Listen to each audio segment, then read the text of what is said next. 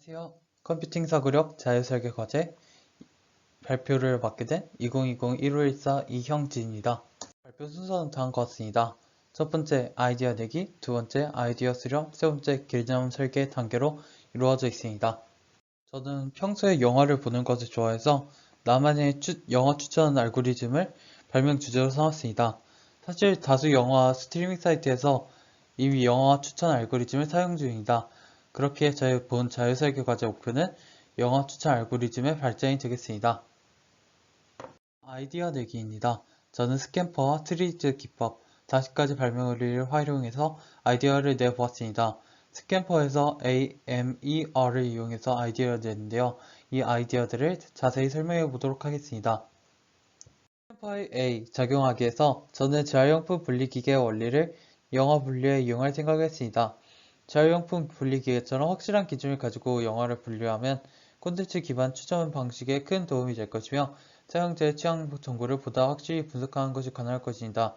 이는 조금 애매하긴 하겠지만 자동 분리수거 쓰레기통이라는 이미 있는 물건의 원리를 영화 분류라는 곳으로 가져왔으므로 트리지의 사례라고 봐도 괜찮을 것 같습니다. 확대하기에서 저는 사이트 사용자의 영화평가 참여량을 늘려야겠다고 생각했습니다.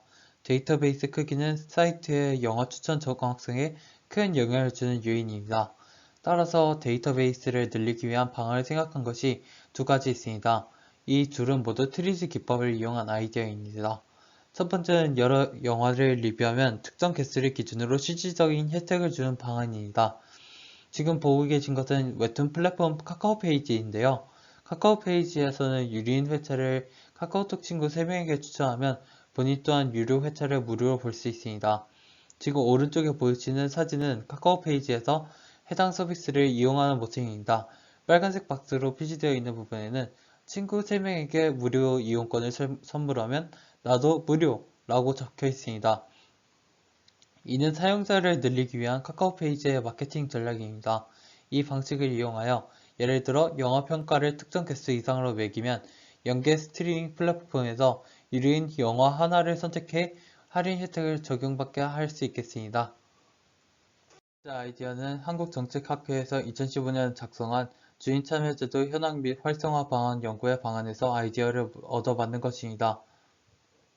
정책학회의 제언은 모바일 등 다양한 참여 방법을 통해 주인 참여의 지식 장벽을 낮춘다는 것이 포인트였습니다.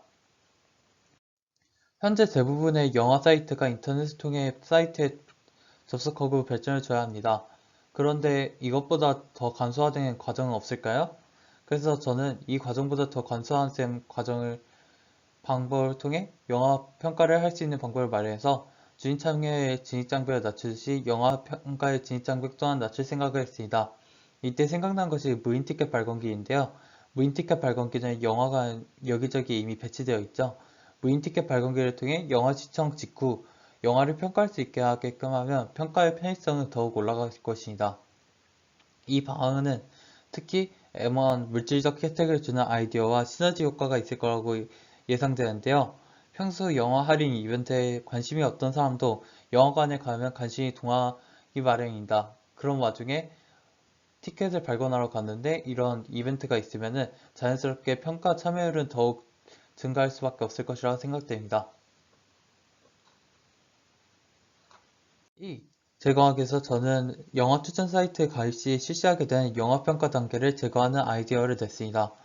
본 내용은 트리즈의 모순 기법을 이용했습니다. 영화 추천 사이트에 처음 가입하면 사용자에 대한 기초 정보를 얻고 그 정보를 바탕으로 영화를 추천하기 위해 일정 개수 이상의 영화를 평가하게 됩니다. 이때 이 개수가 크면 사용자는 지루하게 되고 기본 평가 개수가 적으면 영화 추천의 정확도가 떨어지는 딜레마가 존재합니다. 이 모순을 해결하기 위해 저는 초반 영화 평가 단계를 제거하고 다른 대안을 생각해 봤습니다. 첫 번째 대안은 사이트를 사용하고 있는 지인이 있을 때 그 지인을 직접 입력하는 방식입니다. 이때 SNS와 연동하면 더욱 쉽게 지인을 찾을 수 있어서 좋을 것 같다는 생각을 했습니다. 두 번째 대안은 사용자의 컬렉션을 이용한 것입니다. 영화 추천의 마차에는 본인이 좋아하는 영화를 모아놓을 수 있는 컬렉션 기능이 있습니다. 무작위 회원의 컬렉션을 보여주면서 컬렉션의 주인과 사용자 간 취향의 유사성을 선택하게 되는 것입니다.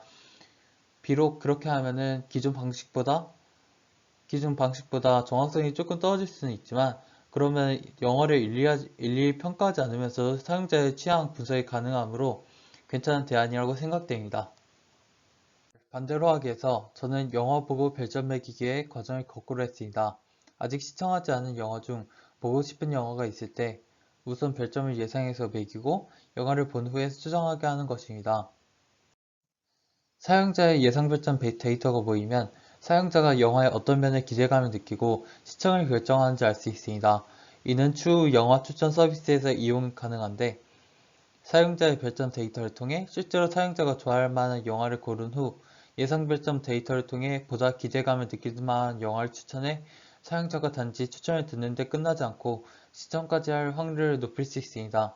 이는 발명완리 13번 반대로 해보기와도 관련이 있습니다. 생체 모방 아이디어입니다. 개미는 수많은 종류의 방에 서로 다른 저작물을 저장해 놓습니다. 개미가 저작물을 분류할 때 사용하는 기준과 방의 위치를 정하는 기준이 있다면, 또 그것을 우리가 알 수 있다면 이는 영화 분류 작업에 새로운 알고리즘을 만드는 데 큰 도움이 될 것입니다. 아이디어 수렴 파트입니다. 저는 아이디어의 절대적인 개수가 그닥 많지 않아서 평가 행렬법을 사용했습니다. 먼저 평가 행렬법을 통해 아이디어를 평가한 결과는 다음과 같습니다. 저는 평가 준거를 효율성, 실현 가능성, 혁신 효과 세 가지로 설정했고, 최저 0점에서 최대 10점까지 점수를 매겼습니다. 각 평가 준거를 설명해 드리겠습니다. 효율성은 해당 아이디어를 실현시킬 때 얼마나 많은 비용이 들어갈 것인지에 대한 수치입니다. 본래 효율성 단어에 의미하는 거리가 좀 있으나 숫자가 높을수록 좋은 것을 뜻하게 하기 위해 이리 설정하게 됐습니다. 실현 가능성은 말 그대로 아이디어가 실제로 구현될 가능성입니다. 혁신 효과는 이 아이디어가 실현됐을 때 저의 영화 추천 사이트가 기존 영화 추천 사이트 혹은 알고리즘들에 비해 얼마나 차별화될 수 있는지를 나타내는 수치입니다. 개념 설계 단계입니다.